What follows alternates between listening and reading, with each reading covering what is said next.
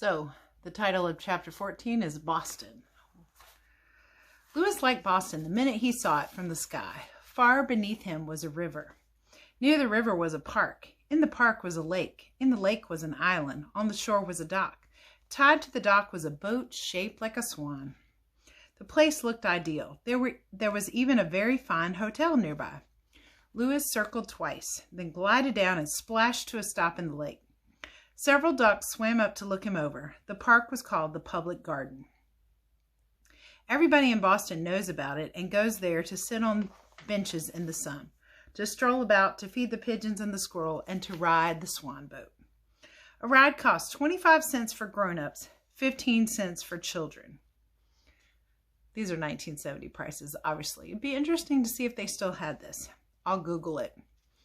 After a short rest and a bite to eat, Lewis swam over to the dock and climbed out on the shore.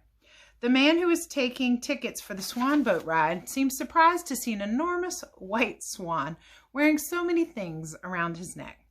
"Hello," said the boatman. Lewis lifted his trumpet.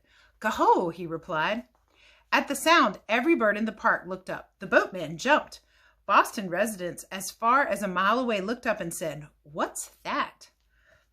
Nobody in Boston had ever heard a trumpeter swan. The sound made a big impression. People eating a late breakfast in the Ritz Hotel on Arlington Street looked up from their food. Waiters and bellboys said, "What's that?" I'll pause right here and tell you I Googled a trumpeter swan. It is a very interesting noise. And I'm sure Lewis playing it on the trumpet is louder. The man in charge of the swan boat was probably the most surprised man in Boston. He examined Lewis's trumpet, his money bag, his life-saving medal, his slate, and his chalk pencil. Then he asked Lewis what he wanted. Lewis wrote on his slate, "Have trumpet, need work." "Okay," said the boatman. "You've got yourself a job. A boat leaves here in 5 minutes for a trip around the lake. Your job will be to swim in front of the boat, leading the way and blowing your horn." "What salary do I get?" asked Lewis on his slate. "We'll settle that later when we see how you make out," said the boatman. "This is just a tryout." Lewis nodded. He arranged his things neatly around his neck, entered the water quietly, took up a position a few yards in front of the boat, and waited. He wondered what would make the boat go. He couldn't see any outboard motor, and there were no oars. In the forward part of the boat were benches for the passengers. In the stern was a structure that was shaped like a swan. It was hollow. Inside of it was a seat like a bicycle seat, and there were 2 pedals inside like the pedals of a bicycle. When the passengers were all aboard, a young man appeared. He climbed onto the stern of the boat and sat down on the seat inside the hollow swan-shaped structure and began to push the pedals with his feet. Like a paddle boat, maybe. As though he were riding a bike. Oh, wait, sorry. Let me show you this picture. I think that's the swan boat. All right. He began to push the pedals with his feet as though he were riding a bike. A paddle wheel began to turn. The boatman cast the lines off, and as the young man pedaled, the swan boat slowly moved out into the lake. Lewis led the way, swimming with his left foot, holding his trumpet with his right foot. "Go-ho," said Lewis's trumpet. The wild sound rang loud and clear and stirred everyone's blood. Then, realizing that he should play something appropriate, Lewis played a song he had heard the boys sing at camp. So here's a picture of the swan boat, and there's Lewis out in front. Are you ready? "Row, row, row your boat gently down the stream. Merrily, merrily, merrily, merrily, life is but a dream." The swan boat passengers were beside themselves with joy and excitement. A real live swan playing a trumpet. Life was a dream, all right. What a lark! What fun! What pleasure! "This is real groovy," cried a boy in the front seat. "That bird is as good as Louis Armstrong, the famous trumpet player. I'm going to call him Lewis." When Lewis heard this, he swam alongside the boat, took his chalk pencil in his mouth, and wrote, "That's actually my name." "Hey, how about that?" yelled the boy.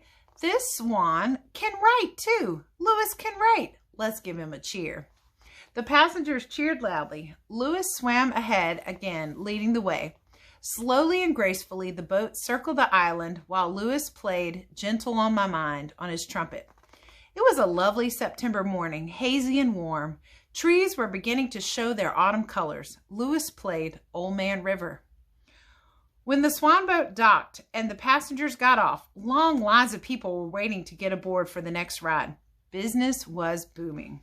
Another boat was being made ready to accommodate the crowds. Everyone wanted to ride the Swan boats behind a real-life swan playing a trumpet. It was the biggest happening in Boston in a long time. People like strange events and queer happenings, and the Swan boat, with Lewis out front leading the way, suddenly became the most popular attraction in Boston. "You're hired," said the boatman when Lewis climbed out onto the bank.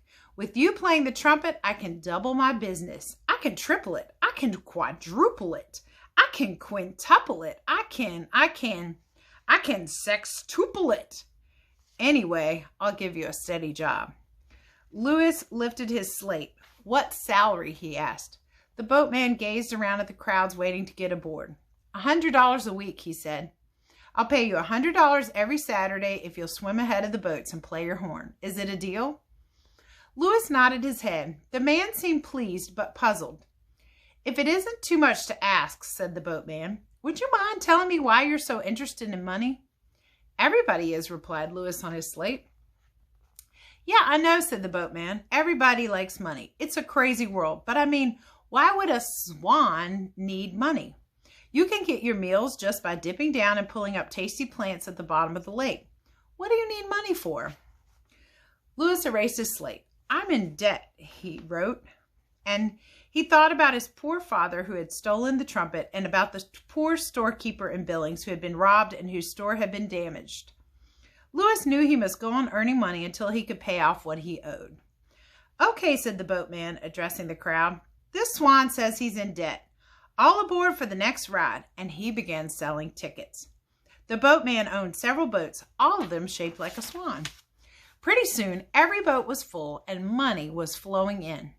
All day long, the Swan boats circled the lake, carrying their load of happy people, many of them children. Lewis played his trumpet as he had never played it before. He liked the job. He loved to entertain people, and he loved music. The boatman was just as pleased as he could be.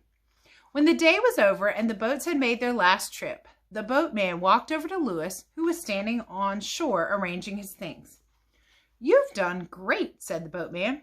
"You're a good swan. I wish I'd had you long ago. And now, where are you planning to spend the night?" "Here on the lake," Lewis wrote. "Well, I don't know about that," said the man uneasily. "An awful lot of people are curious about you. They might make trouble for you. Bad boys might molest you. I don't trust the people who hang around this park at night. You might get kidnapped. I don't want to lose you. I think I'll take you across to the Ritz-Carlton Hotel and get you a room for the night. It's clean and the food is good. It would be safer. Then I can be sure you'll come to work in the morning." Lewis didn't think much of this idea, but he agreed to go. He thought, well, I've never spent a night in a hotel. Maybe it would be an interesting experience.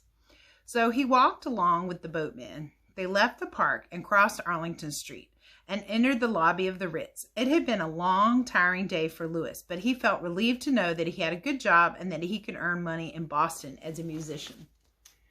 Now, this reminds me, it's not a bad idea to have a friend when you go to a new city. And the boatman, two things. He wants to make sure Lewis is safe because he's making him more money.